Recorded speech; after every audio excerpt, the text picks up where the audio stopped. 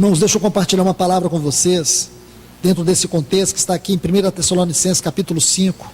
O que eu entendo, irmãos, é que o inimigo, ele tem entrado nos nossos lares, ele tem carregado os nossos filhos, e nós estamos acomodados. Falo para os irmãos, fala que em nome de Jesus, tem um pecado na sua vida que você não tratou, tem um pecado que você tem dificuldade, tem uma área que você não consegue vencer. Irmãos, falo para vocês, vão aos pés do Senhor, trate disso com urgência. Trate disso com urgência.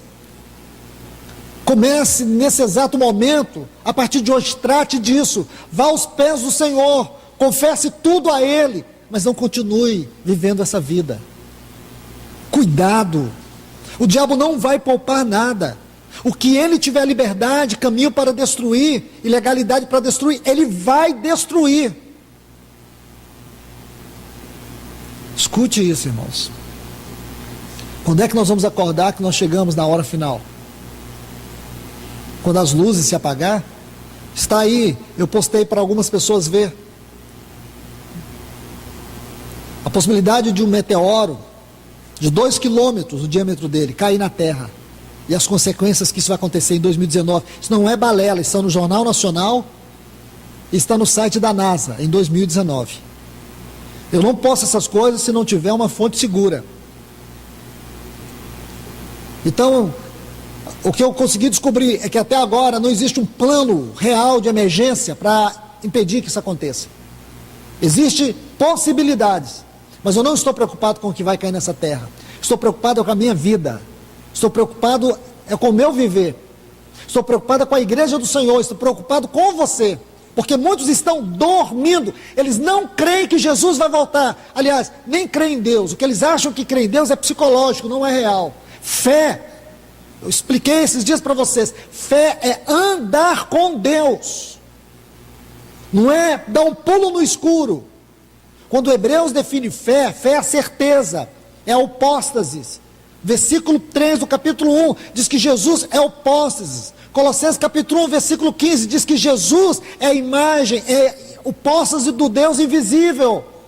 E quando você estuda fé, Abraão homem de fé, Enoque homem de fé, Noé homem de fé, foram homens que andaram com Deus. Enoque andou com Deus, Abraão andou com Deus, Noé andou com Deus, Moisés andou com Deus. Deus prometeu para Moisés dar a terra de Canaã sem Deus, sem que o Senhor, o seu anjo fosse à frente. Moisés disse: não nos faça sair desse lugar se o Senhor não for conosco, porque para Moisés a glória da terra de Canaã era Deus e não a terra. Mas as pessoas hoje querem ficar com a terra, mesmo que elas tenham que perder a presença de Deus. As pessoas preferem os seus bens do que a presença de Deus. Preferem o seu status na sociedade do que a presença de Deus. Irmãos, não negocie a presença de Deus por nada nesse mundo. Não percam a presença de Deus. Não percam Ele de vista. Morra se possível for, mas não perca a presença de Deus. Hoje as igrejas aí fora, os nossos irmãos aí fora, eles não estão no mundo, é o mundo que entrou neles. Você não ouve mais mensagem séria com muita facilidade. Os profetas velhos estão aí, encharcando a internet com quinquilharia. Volte para a palavra. Se você não puder mais escutar gente séria pregando, leia você a Bíblia e deixa o Espírito falar com você. Ele vai falar. Se você quiser ouvir, Ele vai falar. Ele vai te mostrar coisas nessa Bíblia que você nunca ouviu de homem algum. Ele vai te revelar coisas que você não imaginaria ouvir e ver. Porque Deus não calou a sua voz ainda. Então, meus irmãos e irmãs, deixe-me ler esse texto com vocês, 1 Tessalonicenses 5:2. Porque vós mesmos sabeis perfeitamente que o dia do Senhor virá como um ladrão da noite.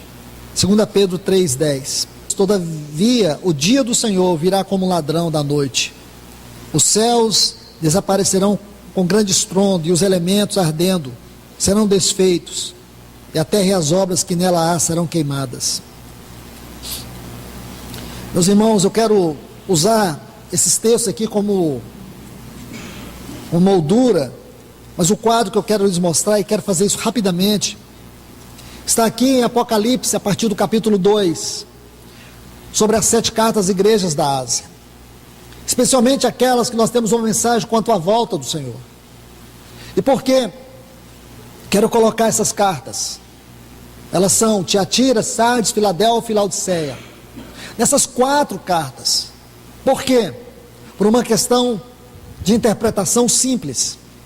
Porque acredito que essas cartas, elas estarão aqui no tempo, ou essas igrejas, ou essas cartas representam as igrejas que estarão aqui no tempo da volta do Senhor. Vou colocar isso mais uma vez. Porque essas cartas, elas fazem referência ao caráter da igreja que estará aqui no tempo da volta do Senhor. Nós sabemos que essas cartas têm um aspecto histórico. Nós sabemos também que essas cartas têm um caráter profético. Então, deixando de lado o caráter histórico, vamos nos concentrar no caráter profético. De fato, essas igrejas existiram. De fato, essas igrejas tiveram uma realidade contextual, no tempo e na geografia. Mas, quando olhamos para a natureza profética dessas cartas, nós vemos aplicações diretas em relação à igreja do Senhor. Nós podemos observar o caráter representativo, histórico de cada uma dessas cartas. Se você estudar a história da igreja, você vai identificar em qual período da história da igreja essas cartas se enquadravam, ou se enquadraram. Também esse aspecto nós vamos colocar de lado. Mas quando olhamos, não apenas do ponto de vista tempo, do ponto de vista histórico, geográfico, mas do ponto de vista profético, nós sabemos que essas cartas falam muito a nós nesses dias. Como, por exemplo, a igreja que está aqui em Tiatira. Essa palavra significa odor de perfume, ou sacrifício de perfume. Eu quero que você observe essa carta. Nós não vamos entrar em detalhes, mas eu vou passar bem por cima mesmo. A palavra-chave para você entender a profecia a esta igreja é obras. Obras. Observe bem, obras. 5 vezes nesta carta você vai ver a palavra obras. O Senhor vai chamar a atenção dela por causa das suas obras. O Senhor vai dizer que esta igreja, ela tinha uma tolerância, uma permissividade a um espírito de prostituição no meio deles. Esse espírito de prostituição estava seduzindo a igreja, a fornicação. Isto é, a carnalidade. Então, uma forte característica desta igreja era uma mistura do carnal com o espiritual. Por um lado, eles tinham obras, tinham serviço, mas eles estavam sendo danificados por causa da carnalidade. A carnalidade tem sido uma terrível, uma triste característica dos cristãos nos nossos dias. Sensualidade, promiscuidade, pornografia. Quero indicar um livro aqui para os homens. Tem um livro, procure ele, encontre ele, A Batalha de Todo Homem, e leia ele. Irmãos, como estas coisas estão destruindo a igreja. Queremos ter obras, é como se as nossas obras, o nosso serviço, fosse a carapuça para tentar enganarmos a Deus, fosse o nosso disfarce. Diante de Deus, observe que Ele se apresenta como aquele que tem os olhos como chama de fogo. Tudo aquilo que não tem o seu caráter, tudo aquilo que não está de acordo com o seu filho, tudo aquilo que não tem a natureza do seu filho, não está de acordo com o caráter do seu filho, não passa por essa chama de fogo do olhar divino. E ele não só tem os olhos como chama de fogo, ele tem os pés como bronze, porque aquilo que os olhos veem, os seus pés julgam.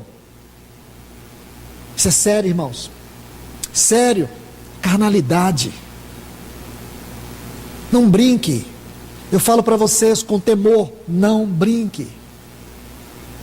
Não fique vivendo sua vida para que o mundo te veja.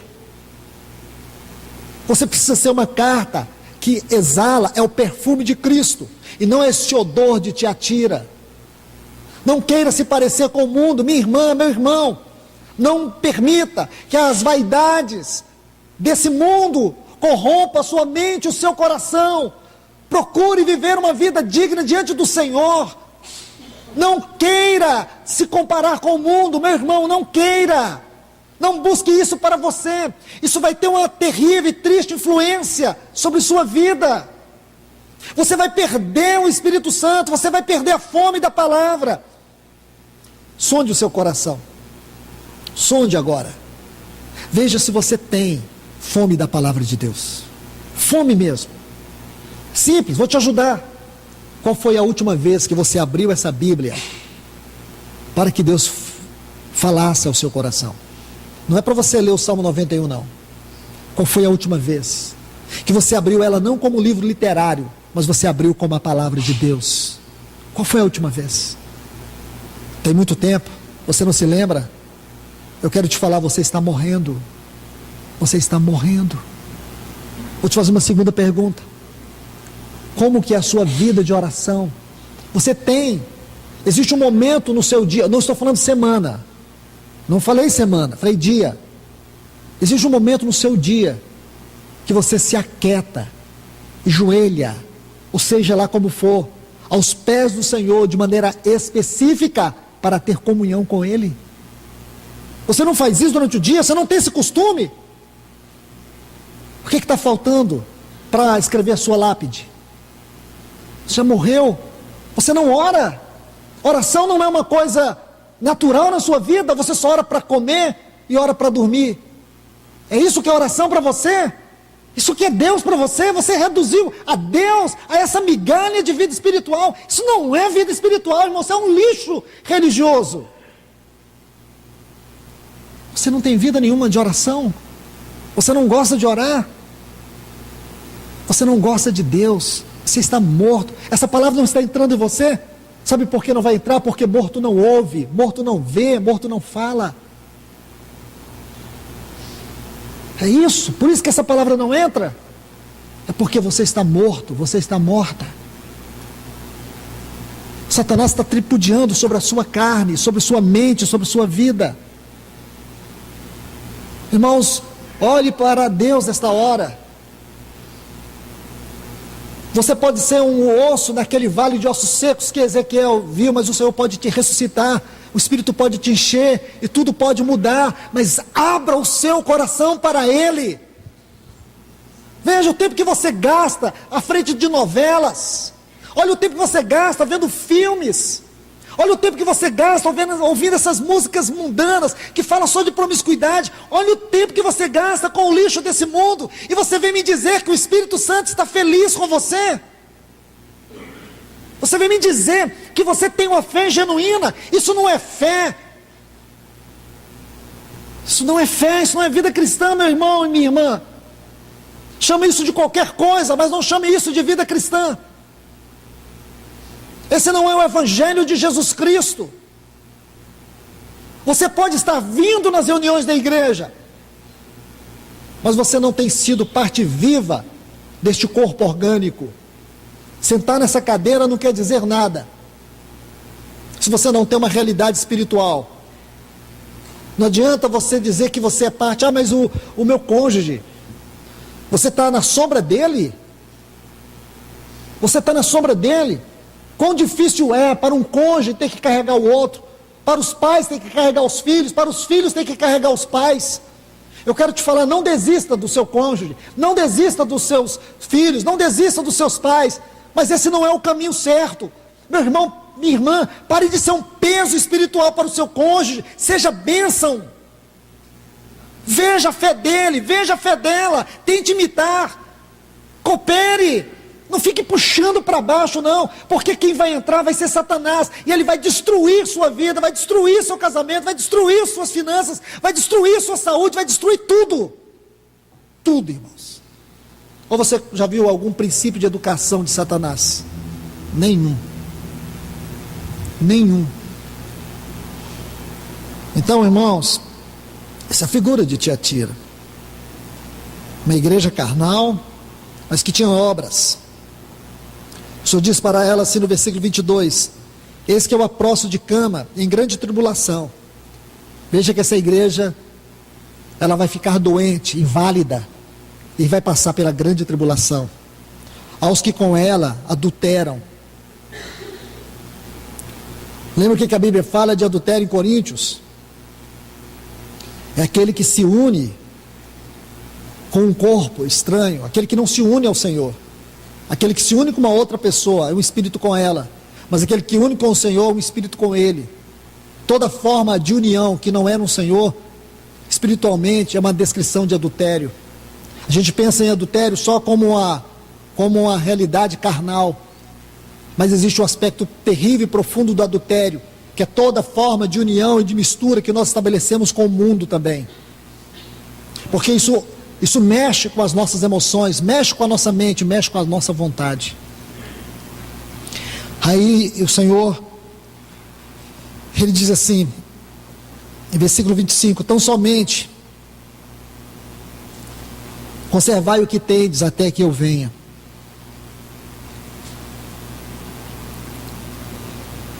Você vê que no versículo 24, o Senhor diz assim, mas vos digo, a vós e aos demais que estão em Tiatira, tanto quantos não têm essa doutrina.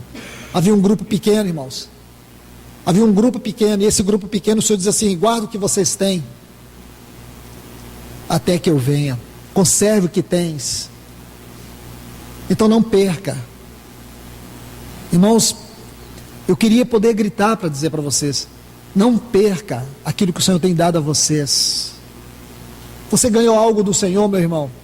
Você pode ser fraquinho, você pode enfrentar muitas lutas como todos nós enfrentamos, mas não perde, pelo amor de Deus, não perde o que você ganhou de Cristo, porque se você perder, você vai cair prostrado em cama, você vai sofrer as aflições, angústias da grande tribulação. Não estou brincando, irmãos. Não gostaria que vocês um dia, em algum momento da vossa vida, tivessem que lembrar desta palavra, com tristeza, mas que se um dia tivermos que lembrar, seja com alegria, porque o Senhor nos ganhou através da sua palavra. Veja aqui, irmãos, capítulo 3, Sardes. Essa palavra vem do hebraico, de uma palavra hebraica, que significa os remanescentes, ou os poucos que restam. Olha que lindo, irmãos, os poucos que restam, não são os muitos. Você olha de maneira geral, são poucas. Poucas pessoas hoje estão preocupadas em preparar suas vestes. A grande maioria está preocupado com o quê? Com o que está preocupado? Com o seu status social, com a sua vida nesse mundo? Eu falo, qual que é a perspectiva que você tem nesse mundo aqui? O próprio mundo tem? Nenhuma. Nenhuma. A perspectiva política é a pior, a econômica é a pior, a moral é a pior, a energética é a pior possível. E a social, nem se fala. Então qual a expectativa que você tem? Por que você está colocando o coração nesse mundo, enterrando ele nesse mundo? Qual a esperança que esse mundo te dá? Você não sabe, mas eu preciso te dizer, isso é um espírito hedonista. É aquela pessoa que busca o prazer hoje. Ela quer o prazer hoje. Ela amanhece o dia, ela quer sentir bem, quer sentir prazer. Mas veja que nós estamos cercados de pessoas que sofrem. E essa pessoa não é capaz de sofrer com os outros, não chora por ninguém, porque só pensa em si, só pensa em si, se protege de todos os lados, para não ter que sofrer com ninguém, para não ter que manchar sua vida com a sujeira dos outros, no sentido de não se compactuar, mas muitas vezes você pegar um irmão na lama e ter que colocar ele nos seus braços, esconder ele no seu coração, proteger ele. Isso é compaixão, isso é misericórdia. Jesus era assim. Por isso que ele diz, bem-aventurados os misericordiosos, porque alcançarão misericórdia. Então, meus irmãos, aqui nós temos uma igreja que fala de poucas pessoas, porque são poucos, irmãos. Eu quisera que fossem muitos, mas na nossa própria realidade aqui, a gente vê poucos. Essa palavra alcança poucos, Poucos têm ouvido ela, poucos têm andado nela, poucos têm se interessado por ela. Nessas redes sociais você vai lá, você compartilha uma piada, explode. Você compartilha uma palavra séria, ninguém nem te dá um amém. Pelo menos na minha experiência, não sei no grupo de vocês. Eu estou enojado desses grupos, acho que eu vou sair de todos. Porque não vale a pena, você coloca uma coisa séria, ninguém dá valor.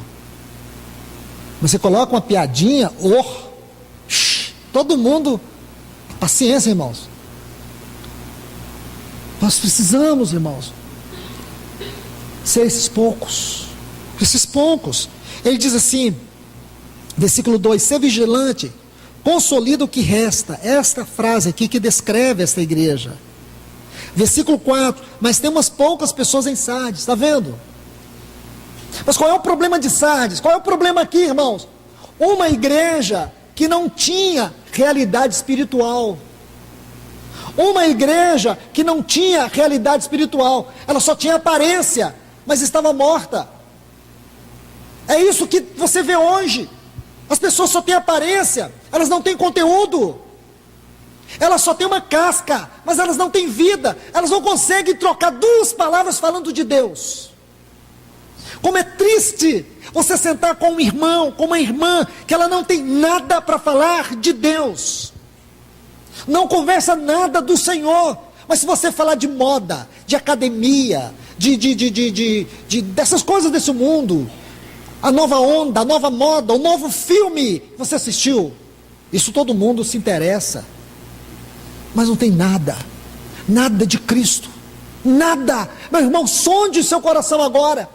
Veja, durante essa semana, no círculo que você viveu, com as pessoas que você conversou, veja o quanto de Cristo foi falado, o quanto de Cristo você transmitiu, o quanto de Cristo você comunicou. Nada, 0%. Você me chama isso de vida cristã? Isso não é vida cristã. Você está indo para o inferno. Você está indo para o inferno. Isso não é vida cristã, irmãos. Não me chama isso de vida cristã, porque não é. Você está indo para o inferno, você nunca converteu. Você passou pelo ritualismo, você não experimentou a habitação do Espírito, você não entrou naquele batismo que Paulo fala em Romanos 6,4. Fomos unidos com Ele na morte pelo batismo. Você não foi unido ao Senhor, você foi unido a uma denominação, a uma coisa religiosa, sem vida. Por isso você não tem realidade. Não tem realidade. Sua alma diante de Deus já apodreceu, exala um odor terrível que o Senhor não está suportando, Ele está a ponto de vomitar você. Você chama isso de vida cristã, chama isso de conversão. Por isso que você vê boate gospel, porque tem droga espiritual para todo mundo, para quem gosta. E dizem que isso é para conquistar a alma. Jesus nunca usou os artifícios do mundo para pregar o Evangelho. Paulo nunca usou artifícios do mundo para levar pessoas a Cristo. O Evangelho, irmãos, é luz das trevas. O Evangelho é o oposto de tudo que está nesse mundo. O Evangelho confronta. O Evangelho não precisa do brilho desse mundo. O Evangelho precisa do poder de Deus. E o que essa igreja não tem. Ela tem ouro, ela tem prata, mas ela não tem vida, ela não tem realidade espiritual. Nós achamos isso bonito. Nós discordamos, mas também não somos o outro lado, não somos a diferença. É isso que o Senhor fala. Ouça o Senhor. A igreja de Sardes tinha algumas poucas pessoas, mas ela não tinha realidade espiritual. O Senhor diz assim a esta igreja, versículo 3, lembra-te, mesmo que ele diz para Éfeso, lembra-te, não esquece, pois como recebestes, ouvistes. Eu te pergunto, o que você recebeu? O que você já tem ouvido? Será que nesses 17 anos, ou por toda a sua vida cristã, você nunca ouviu nada de Deus? Se você ouviu, eu te pergunto, o que você recebeu? O que você conseguiu extrair? O que você conseguiu guardar de tudo que você ouviu? Ou você só ouviu? Aqui tem uma palavra-chave, guarda-o. Não adianta você receber, não adianta você ouvir, se você não guardar. Porque se você não guardar, não importa o quanto você ouviu e nem de quem ouviu. Judas ouviu de Cristo, porém não guardou nada de Cristo. Judas andou com Cristo, ouviu de Cristo, mas ele não guardou nada. Porque Judas foi quem foi, porque Judas nunca guardou o que ouviu, nunca guardou o que viu, nunca guardou o que recebeu. Aqueles milagres, aqueles ensinos, entravam no ouvido de Judas e saíam pelo outro. E é isso que está acontecendo com você. É o que está acontecendo com você. Sabe por que você tem negado Cristo na sua vida? É porque você só tem ouvido, você tem recebido, mas você não tem guardado. Por isso você perdeu a realidade espiritual. Não é importante quanto você sabe, não é importante quanto você ouve, não é importante quanto você vê, se você não anda, se você não guarda. Esta é a mensagem para a igreja de Sardes. Aí o Senhor diz assim: guarda-o, arrepende-te, pois senão vigiares, virei sobre ti como ladrão, e não conhecerás de modo algum a que hora virei sobre ti. Essa expressão sobre ti, ela é muito contestada por vários escritores sobre o que realmente significa. O que ela significa, irmãos, é aquilo que está lá em Mateus capítulo 25, o Senhor veio para as 10 virgens, mas para aquelas 5 prudentes, o Senhor veio para elas como noivo, mas para aquelas nécias, o Senhor veio para elas como juízo. Como você quer receber o Senhor? Como seu noivo ou como seu juiz? Para aquelas 5, a vinda do Senhor foi gozo. A vinda do Senhor sobre aquelas pessoas foi gozo.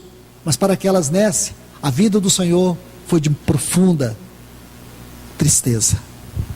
Assim o Senhor diz aqui em Sardes, algumas poucas pessoas. Vamos agora para a igreja de Laodiceia, de Filadélfia, me perdoe. Esta é a igreja que nos fala da verdadeira comunhão. Essa igreja nos fala da verdadeira união, uma união na verdade. Porque o Senhor se apresenta a essa igreja como verdadeiro, porque só existe comunhão e unidade na verdade. E esta igreja é uma igreja que tem um lugar muito especial no contexto dessas 7 cartas, porque nela tem uma porta aberta. E nós sabemos que essa porta aberta tem muito a ver com aquilo que Jacó viu, o céu aberto. Aquilo que o nosso Senhor interpretou em João 1, quando ele viu o céu aberto. Estevão também viu o céu aberto. Porque a igreja é um lugar onde os céus e a terra se encontram. E sobre a igreja existe uma porta aberta, um caminho aberto. Por mais que os céus e a terra estejam tão distantes, mas espiritualmente a igreja e os céus é algo muito próximo. O Senhor colocou nessa igreja uma porta aberta. Aqui em Laodiceia a porta está fechada. E aqui em Filadélfia a porta está aberta. Esta porta é a porta da casa, porque a casa ela é do Senhor. A porta está aberta, o Senhor pode entrar. Em Laodiceia a porta está fechada e o Senhor está do lado de fora. Esse é o quadro mais triste que você pode encontrar na Bíblia. O Senhor de fora da sua própria casa. Não importa você colocar, é tão importante você ter uma Bíblia aberta dentro de casa, você colocar hinos da sua casa, se o Senhor está de fora. Não adianta você colocar uma frase bem grande assim na parede: esta casa pertence ao Senhor, mas ele está de fora. Ele não tem prazer ali dentro. Ali dentro ele não é adorado, ele não é expressado. Muitas coisas, muito lixo desse mundo está lá dentro. Muita coisa de internet está lá dentro. Nós temos que expulsar esses demônios da nossa casa com coragem, irmãos. Nós temos que bradar diante do Senhor, no nome de Jesus, que Satanás se retire das nossas casas. Lute, lute. Meu irmão, minha irmã, se vocês são 2 pessoas em Cristo, salvas, lute. Não permita, mostra para os seus filhos. Não adianta agressividade, tem que ter autoridade espiritual. Se não tem autoridade espiritual, então o problema não está com seus filhos, está com você. Não adianta gritar, pegar um facão e arrancar lá e falar assim: quem manda aqui sou eu. Não, quem manda é o diabo. Guarda o facão. Vai para os pés do Senhor. Fala: Senhor, eu quero a vara aquela vara que Moisés tinha, aquela que abriu o mar, é essa vara, a vara da autoridade. Seus filhos podem ter toda a dificuldade do mundo, mas eles vão respeitar a autoridade de Deus na sua vida. E tem um porém, você pode olhar para ele e ver que Satanás está tripudiando com seus filhos, mas se a autoridade está nas suas mãos, pode ter certeza, a vitória é certa, no nome de Jesus. Agora, não seja complacente com os pecados dos seus filhos. Falo para vocês, pais, que têm sido complacentes, têm feito vista grossa aos pecados dos seus filhos, vocês vão responder amargamente diante do Senhor. Amargamente diante do Senhor. Então esta é a igreja de Laodiceia, uma igreja morna, uma igreja que estava provocando nojo diante do Senhor. Ah, que condição triste, irmãos. Dói no coração você ler essa carta e pensar que a igreja se tornou isso.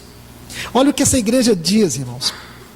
Vamos deixar um pouco aqui Filadélfia, porque isso é Laodiceia. Filadélfia é a igreja da comunhão, comunhão verdadeira. Essa igreja de Filadélfia é a igreja do amor entre os irmãos, da unidade.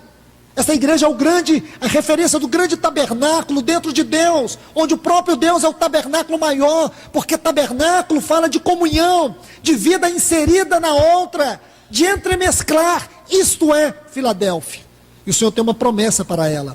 Ele diz assim no versículo 11: venho em breve, guarda o que tens, para que ninguém tome a tua recompensa, a tua coroa. Mas agora, e Laodiceia? Para encerrar, aqui em Laodiceia, o que você vai ver? Você vai ver isso, uma igreja que perdeu seu brilho, perdeu sua essência, uma igreja que diz assim, olha o versículo 17 do capítulo 3, de nenhuma coisa tenho falta. Onde uma igreja pode dizer isso, irmãos? Mas Laodiceia diz, não tenho falta de nada, ela não sente falta nem do Senhor. Uma igreja que não tem falta nem do Senhor, ela é o quê? Ela é o que muitos de nós estamos vivendo. Nós não sentimos falta do Senhor mais.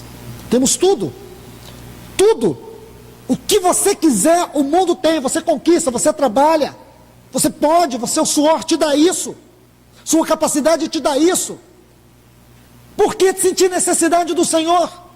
E o diabo te ajuda. O diabo ajuda você a ter as coisas. O diabo ajuda você a ter esse emprego. O diabo te ajuda, portas vão se abrindo. Esses amigos vão chegando, pessoas vão sendo inseridas na sua vida. O que você vai querer? Um Deus que você nunca viu a face dele?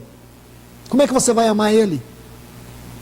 Aí vem incredulidade, aí vem tantas coisas, aí vem tanta circunstância. A oração é a coisa mais difícil. Você ora, a garganta seca, a mente trava, dá palpitação no coração, uma vontade de dormir, a boca não abre, palavras não vêm. Você acha isso normal? Mas quando é para assistir um filme, assistir um futebol, assistir qualquer coisa, o coração acelera.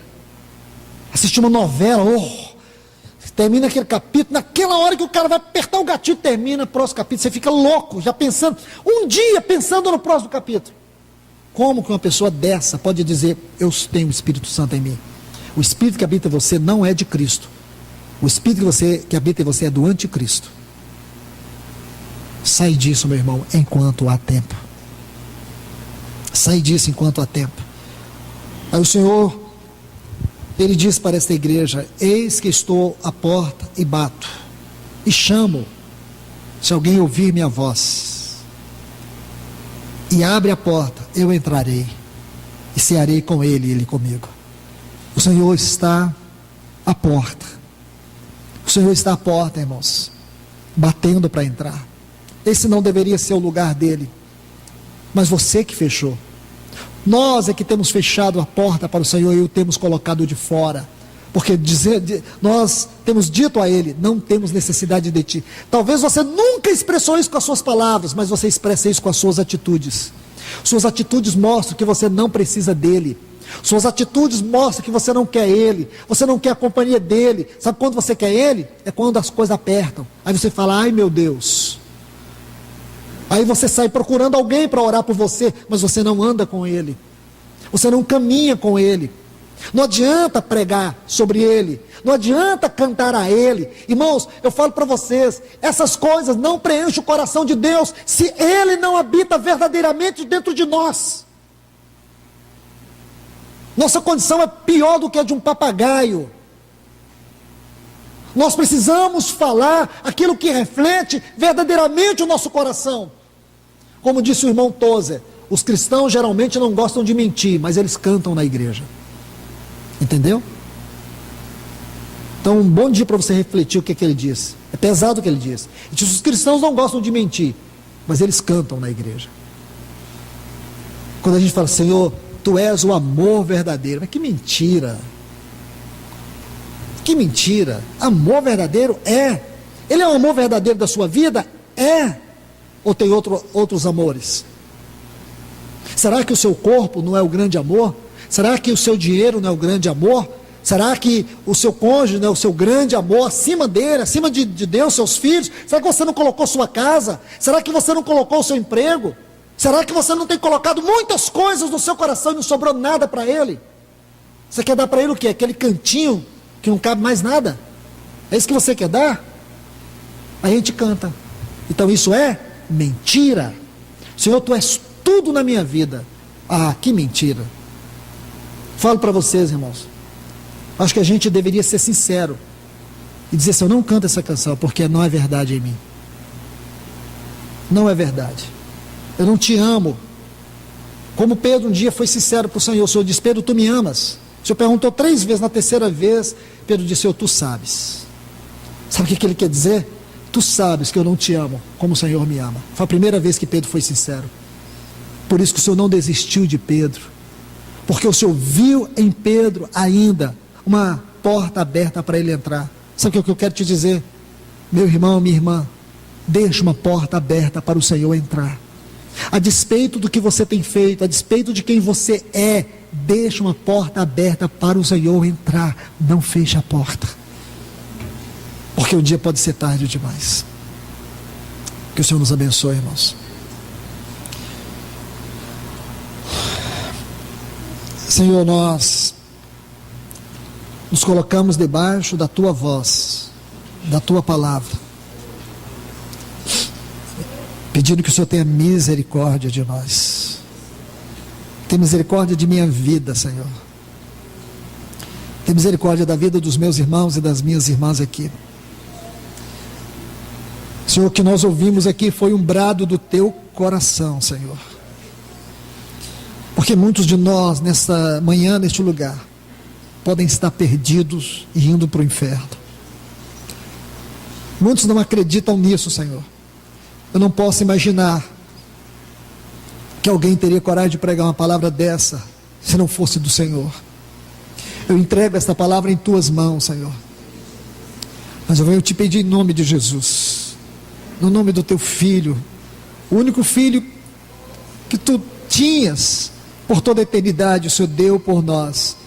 E é nesse grande nome do Teu Filho que eu te peço, fala ao coração desta igreja mais uma vez.